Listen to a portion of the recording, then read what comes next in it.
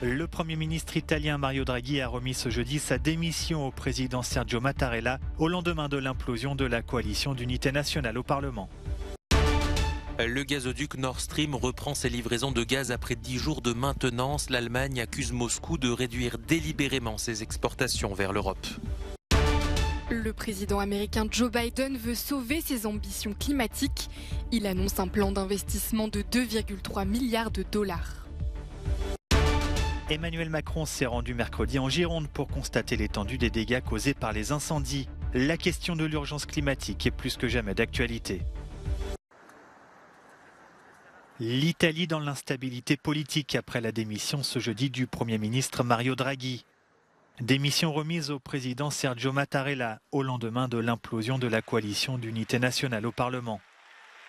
Forza Italia, le parti de droite de Silvio Berlusconi, la Ligue, formation d'extrême droite de Matteo Salvini, et la formation populiste Mouvement 5 étoiles ont en effet refusé de participer à un vote de confiance au Sénat. L'actuel gouvernement restera toutefois en place pour la gestion des affaires courantes, en attendant d'éventuelles élections anticipées cet automne.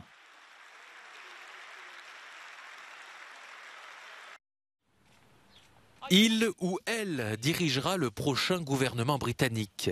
Rishi Sunak et Liz Truss se sont qualifiés mercredi pour le duel final à l'issue d'une série de 5 votes des députés conservateurs. Les nombres de voix exprimés pour chaque candidat sont les suivants. Mordaunt, 105. Sunak, 137. Truss, 113.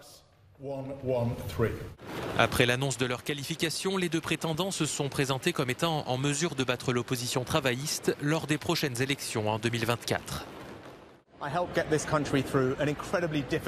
J'ai contribué à faire traverser à ce pays une période incroyablement difficile au cours des 2 dernières années. Je suis la personne qui peut entrer au 10 Downing Street et je peux faire avancer les choses. Les deux candidats seront départagés par un vote des 200 000 adhérents du Parti conservateur. Et si Rishi Sunak semble être le favori auprès des députés, il semble que la ministre des Affaires étrangères, Liz Truss, soit plus populaire chez les membres du parti. Alors que la dernière ligne droite s'ouvre pour les deux candidats, une page se tourne pour Boris Johnson, emporté par les affaires. Lors de sa probable dernière séance de questions au Parlement, le Premier ministre démissionnaire a incité celui ou celle qui lui succédera à rester proche des Américains, à soutenir l'Ukraine et à baisser les impôts. Hasta la vista, baby. Avec une conclusion originale. L'Allemagne craignait un arrêt total des livraisons, mais le gazoduc Nord Stream a bel et bien redémarré ce jeudi, selon la société gestionnaire de l'équipement. Ce gazoduc qui relie la Russie à l'Allemagne par la mer Baltique était en maintenance depuis 10 jours. Le géant gazier russe Gazprom avait assuré ne pas pouvoir garantir la reprise des livraisons de gaz jusqu'à jeudi matin, invoquant l'absence d'une turbine en maintenance au Canada. D'après le président de l'agence allemande des réseaux, le gazoduc ne fonctionne qu'à 30% de ses capacités. Gazprom a déjà réduit à 40% ses livraisons depuis mi-juin en invoquant ce problème de turbine. Mais Berlin affirme qu'il ne s'agit que d'un prétexte et que les baisses de livraison de gaz sont motivées par des décisions politiques. Depuis plusieurs semaines, Vladimir Poutine souffle le chaud et le froid sur ce sujet. Le président russe a laissé entendre qu'une seconde turbine devait à son tour faire l'objet d'une maintenance fin juillet, ce qui aurait pour conséquence de ne faire fonctionner le gazoduc qu'à 20% de ses capacités dès la semaine prochaine. Un danger clair et immédiat. C'est ainsi que le président américain a qualifié le changement climatique. Alors que les États-Unis et une partie de l'Europe étouffent sous des chaleurs caniculaires, Joe Biden tente de réveiller les consciences et sauver ses ambitions climatiques. La santé de nos citoyens est littéralement en jeu. Les principaux climatologues internationaux de l'ONU qualifient le dernier rapport sur le climat de rien de moins que, je cite, code rouge pour l'humanité. Je répète, code rouge pour l'humanité. En visite dans l'État du Massachusetts, sur le site d'une ancienne centrale à charbon en voie de reconversion vers l'énergie éolienne, le président démocrate annonce un plan d'investissement de 2,3 milliards de dollars.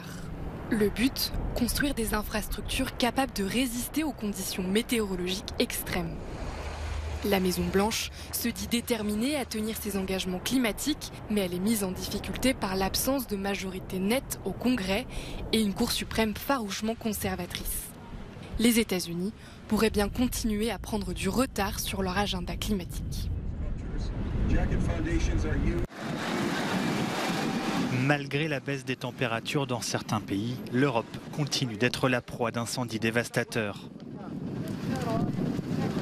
En Grèce, après avoir réussi à maîtriser les flammes à Panteli, au nord d'Athènes, les pompiers ont dû intervenir à Mégara, à l'ouest de la capitale. Au cours des dernières 24 heures, des centaines de personnes ont dû être évacuées, comme Constantina qui raconte.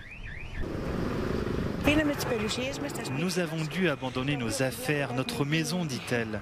À partir d'une étincelle qui a pénétré dans l'espace de stockage, parce que les températures étaient très élevées, toutes les fenêtres se sont brisées et la moitié de la maison a été détruite.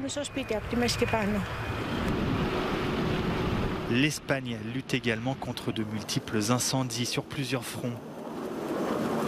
Celui d'Avila, au nord-ouest de Madrid, a déjà dévoré plus de 4000 hectares de forêt. Les pompiers sont confrontés à des vents changeants. Face à cette épidémie de feu, les 27 pays membres de l'UE mettent en commun leurs ressources. En Slovénie, un bombardier d'eau italien et un hélicoptère autrichien ont rejoint une armée de pompiers qui s'efforce de contenir un incendie dans la région de Kras. Au-delà des feux de forêt, les Européens tentent de se rafraîchir face à la vague de chaleur qui les frappe. Victimes de la canicule, près de 2000 personnes sont décédées la semaine dernière en Espagne et au Portugal.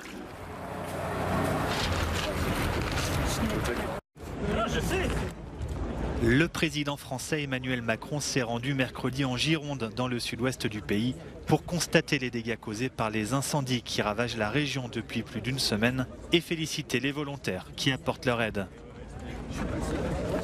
C'est une chance, les bénévoles. Mais moi, je leur ai dit, j'ai été très touché qu'il y ait beaucoup de jeunes. Les incendies et les vagues de chaleur successives qui frappent l'Europe posent aussi la question du changement climatique. Et comme d'autres dirigeants, Emmanuel Macron n'échappe pas aux accusations d'inaction. Par rapport à l'urgence climatique, certains vous accusent de ne pas prendre assez de mesures ou de mesures assez importantes par rapport au niveau justement de l'urgence. Est-ce que la France va être un pays différent dans 5 ans, lors de la fin de votre deuxième mandat? D'abord, moi je suis, j'ai envie de dire, c'est la fonction et le métier. Il faut prendre aussi les critiques. Sous mon premier mandat, on a été 2 fois plus vite dans la réduction des gaz à émission de CO2. 2 fois plus vite que ce que la France faisait. On va aller beaucoup plus vite et plus fort. Je disais, j'ai doublé l'effort ces 5 dernières années. On va encore le doubler dans le quinquennat qui vient. C'est ça mon objectif. Le président français s'est également engagé à reboiser la région et à reconstruire les infrastructures. En Gironde, c'est près de 36 000 personnes qui ont dû être évacuées. Certaines d'entre elles ont rejoint ce hall d'exposition transformé en centre d'accueil.